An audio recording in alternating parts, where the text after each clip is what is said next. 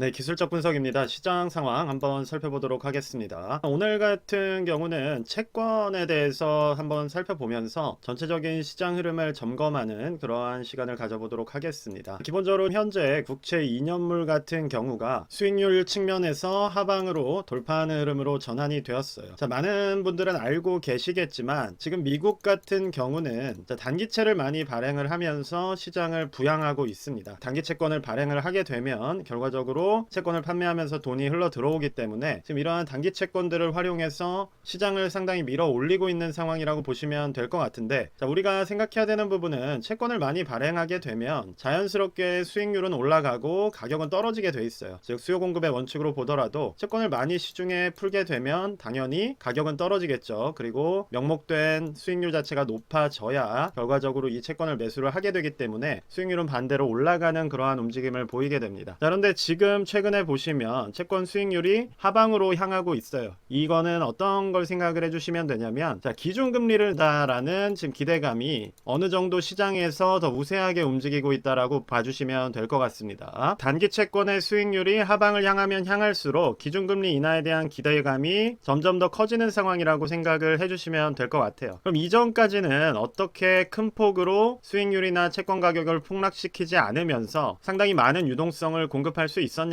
결과적으로 금리 인하를 할 거라고 기대감을 시장에 줘왔던 겁니다. 작년에 생각을 해보시면, 자, 12월쯤에 어떻게 됐어요? 기준금리를 뭐 3번, 그쵸? 3, 4번 인하하겠다고 파월이 말을 했습니다. 자, 3, 4번이나 인하를 하겠다고 했는데 지금 몇 월이에요? 그쵸? 7월이 된 상황에서도 아직 한 번도 인하가 이루어지지가 않은 상황이에요. 즉 계속해서 인하를 할 거란 이야기를 하면서, 자, 지금 사는 채권 수익률 자체가 기준금리가 인하가 되게 되면 상당히 높은 수준이다 라는 시장의 기대감을 주면서 계속해서 수요가 들어오게 되고 오히려 채권 수익률은 낮아지고 가격은 올라가는, 그 와중에 계속 채권 유동성을 공급하면서 시중에 있는 돈들을 흡수해서 경기를 부양하는, 지금 이러한 방식을 1년 가까운 시간 동안 활용을 해오고 있다라는 겁니다. 자, 이렇게 설명을 드린 이유는 그냥 간단히 설명을 드린 거예요. 제가 아는 게 뭐 전부가 아니고 완벽하지 않을 수 있습니다. 다만 큰 개요에서 제가 보는 시장을 말씀을 드린 것인데, 전체 제목에서 말씀을 드렸듯이 그럼 언제 팔 것인가를 우리가 이러한 거시적인 흐름에 따라서 결정을 해야 된다라는 거예요.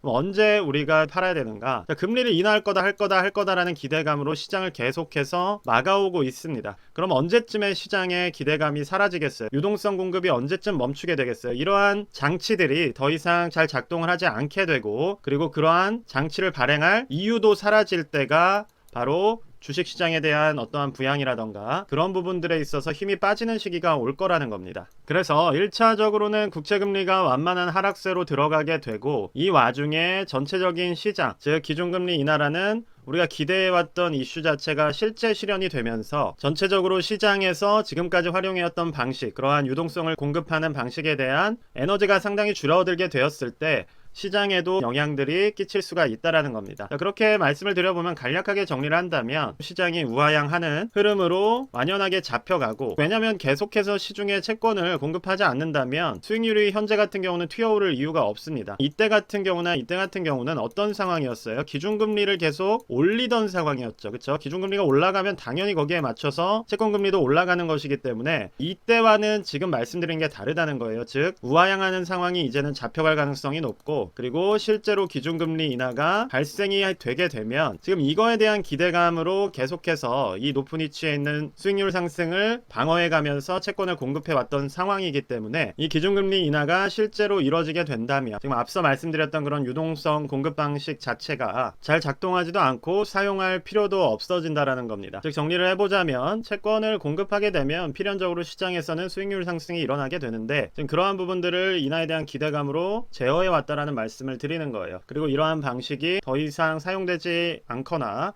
사용되기 힘든 상황이 된다면 시중의 유동성은 상당히 줄어들 가능성이 있다는 겁니다. 채권 발행 같은 것들이 점점 멈춰가면서 전체적인 시장 유동성은 상당히 줄어들 움직임으로 갈 수가 있기 때문에 하나의 큰 틀을 봐주시고, 그리고 제가 계속 강조드리는, 이전에도 말씀을 드렸던 내용이에요. 채권을 주의해서 봐야 된다라고 말씀드렸고, 일단 첫 금리 인하, 그리고 두 번째로는 대선이라는 경기부양 이슈까지 우리가 염두에 놓고 그 이후에는 시장이 어느 정도 변동성이 커질 수 있다는 것을 고려를 해야 된다는 겁니다. 여러분, 그럼 지금 시장은 어떤 시장이냐? 계속 올라가고 있는 시장이 된 거예요. 왜냐하면 여전히 첫 금리 인하가 일어나지 않았기 때문에 유동성을 공급하기에 제약이 없는 상황이고 충분히 공급할 수 있는 시장의 기대감을 유지시킬 수가 있다라는 겁니다. 지금 이러한 이유로 인해서 채권 수익률은 안정이 되어 가면서 자, 나스닥이나 QQQ, S&P 500 모두 신고가를 계속 써가는 움직임으로 가고 있어요. 저는 이 흐름이 어느 정도는 이어질 수 있다라고 생각이 되고, 최대한 실질적인 금리 인하를 미루다가 정작 진짜 금리 인하가 시작되게 되면 이런 부분에서의 균열이 생길 수가 있다라는 겁니다. 저는 그런 부분들을 단기적인 추세 이탈 이런 식으로 대비를 하고 있는 것이기 때문에 전체적인 시장 자체, 즉 S&P 500이나 QQQ, SOXX 같은 경우도 여전히 상승의 여력을 가지고 있다라고 봐주시면 될 것 같아요. 다만 지금 SOXX가 주춤하는 이유는 앞서 말씀드렸듯이 이 지수 자체에서 엔비디아가 차지하는 비중이 거의 16%에 가깝기 때문에 어떻게 보면 거의 20%에 가까운 시총을 가지고 있기 때문에 이미 너무 시총이 커져버린 상황에서 여러분들께 말씀을 드렸지만 3,000조짜리 기업이 상한가를 치기 위해서는 900조의 돈이 필요한 거예요. 그런데 예를 들어서 1조짜리가 상한가를 치기 위해서는 3,000억만 있으면 되는 겁니다. 이게 어떤 말이에요? 많은 분들이 정말 초보적인 단계에서 이 가격만을 보시고 계시지만 정작 중요한 거는 시총이라는 겁니다. 엔비디아는 이미 시총이 너무 큰 상황이어서 더 올라가고 에너지를 팍팍 내기에는 더 들어올 돈들이 있다라는 것이고, 900조를 넣어서 30%를 올리느니 예를 들어서 테슬라가 300조라고 한다면 단순히 90조를 넣어서 30%를 올리는 게 이득을 보는 입장에서, 그리고 투자하는 입장에서도 수지가 더 좋은 장사가 된다는 겁니다. 지금은 이러한 심리가 전체적으로 엔비디아에 들어가 있기 때문에 이 비중이 큰 SOXX 같은 경우는 다른 지수들에 비해서 상승폭이 더딜 수밖에 없다라는 말씀을 드리는 것이고, 물론 그럼에도 불구하고 이 안에서의 순환매는 나오고 있기 때문에 자, 개별 종목을 공략을 해주시는 게 좋다라고 강조를 드린 거예요. 즉 시총 3,000조짜리를 사시기보다는 150조짜리 유망한 반도체 기업을 매수를 하시게 된다면 나스닥과 S&P 500, QQQ가 올라가는 흐름을 따라서 계속해서 수익률을 가져갈 수가 있다라는 말씀을 드리는 것이고, 자, 이 말을 이해해 주신다면 딱히 뭐 제가 엔비디아를 떨어져라 저주로 한다는 게 아니라 상식적인 수준에서도 왜 상승이 더딜 수밖에 없는지 이해하실 수 있다라고 생각을 합니다. 그리고 전체적인 시장이 과열되고는 있지만 자, 이전처럼 전체 경기가 좋아서 올라가는 시장은 아니에요. 자, 러셀 같은 경우가 정말 시장이 좋아서 올라간다면 자, 코로나 이후에 상승이 나왔던 것처럼 자, 이러한 무서운 상승이 나와야 됩니다. 이건 말 그대로 유동성 플러스 실업률이 막 20%까지 치솟았다가 경기가 회복하는 과정에서의 경기 변동, 에너지가 모두 합쳐졌었기 때문에 이러한 흐름이 나왔다면 자, 지금 같은 경우는 보시는 것처럼 러셀 같은 경우가 크게 올라가는 상황이 아니에요. 지금 미국 주식 시장의 상승을 간단하게 요약을 해드리자면 고금리 상황임에도 불구하고 계속해서 주식은 올라갑니다. 왜냐하면 전 세계에 있는 돈들이 다 들어가기 때문이에요. 단순하게 우리가 생각을 해본다면 여러분들, 바로 지금 제 유튜브를 보고 계시는 여러분들께서도 원래 미국 주식에 투자를 안 하시던 분들이 상당히 많았을 거라고 생각을 합니다. 자, 그런데 너도 나도 계좌에 있는 돈을 빼서 지금 미국에 투자를 하고 있는 거잖아요. 그래서 지금은 전 세계에 있는 돈들이 미국 시장으로 흘러왔기 때문에, 즉 채권이라던가 아니면 금리라던가 이러한 장치들을 통해서 자, 기축통화라는 지위를 활용해서 전 세계의 돈을 다 빨아들이고 있는 상황이고, 그러한 돈들이 들어오면서 자산 가격이 올라가는 겁니다. 그런데 이것을 평생 지속할 수는 없어요. 왜냐하면 생각을 해보자면 자, 10년짜리 채권을 발행을 하면 결과적으로 채권이라는 거는 이표채예요. 이표채라는 건 어떤 것이냐면 뭐 6개월마다 이자를 계속 주는 겁니다. 그럼 지금 원래 같은 경우 우리가 10년물 채권을 본다라고 했을 때는 자, 미국 같은 경우는 몇 년 전에는 자, 이러한 금리로 발행을 하던 나라예요. 불과 2, 3년 전에만 해도 자, 1.5% 정도 수준으로 장기채를 발행하던 나라에서 지금 거의 4.5%까지 올라온 상황입니다. 자, 그럼 이 말은 어떻게 되는 거예요? 6개월마다 나가야 되는 이자가, 채권이란 거는 이자를 받는 거잖아요. 그러면 3배 가까이 늘었다고 보시면 됩니다. 지금 이 상황을 계속해서 유지할 수는 없는 거예요. 왜냐하면 이자 부담이 너무 크기 때문에. 자, 그래서 이 이자를 다시 달러를 뽑아서, 왜냐하면 기축통화기 때문에 계속 시중에 유통을 하고, 그리고 또 이 이율로 계속 채권을 발행한다. 당연히 어느 정도는 버틸 수가 있겠죠. 모르겠지만 이게 어느 순간 임계치를 넘어가면 기축통화의 지위를 잃을 수도 있는 겁니다. 왜냐하면 돈이 더 이상 제 기능을 하지 못하는 어떤 크랙이 생기게 된다면 그때는 상당히 전 세계 시장에서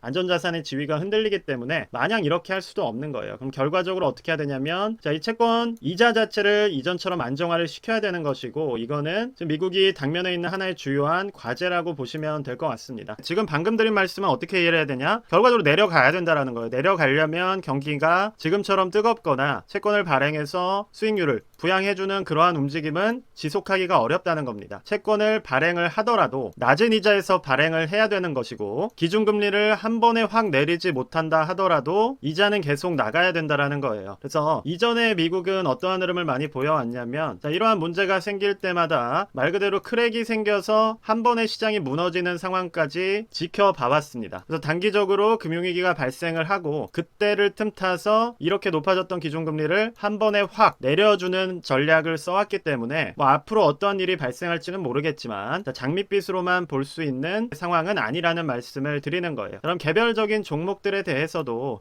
테슬라라던가 엔비디아 뭐 이러한 종목들 지금 잘 올라가고 있는 지수나 종목들은 여전히 올라갈 수 있을 겁니다. 금리의 이슈 그리고 채권의 이슈에서 어떠한 크랙이라던가 변동이 생기기 전까지는 이러한 흐름이 유지될 수가 있는 것이고 그럼 우리가 지켜봐야 되는 거시적인 흐름은 방금 말씀드렸던 이러한 내용들을 어느 정도 인지하고 계신다면 충분히 대응할 수 있다라고 생각을 합니다. 오늘은 주말이어서 뭐 개별적인 종목에 대해 말씀을 드리기보다는 평소에 생각하고 있던 부분을 한번 간단하게 말씀을 드려봤습니다. 오늘 영상 여기까지만 말씀드리도록 하겠습니다. 감사합니다.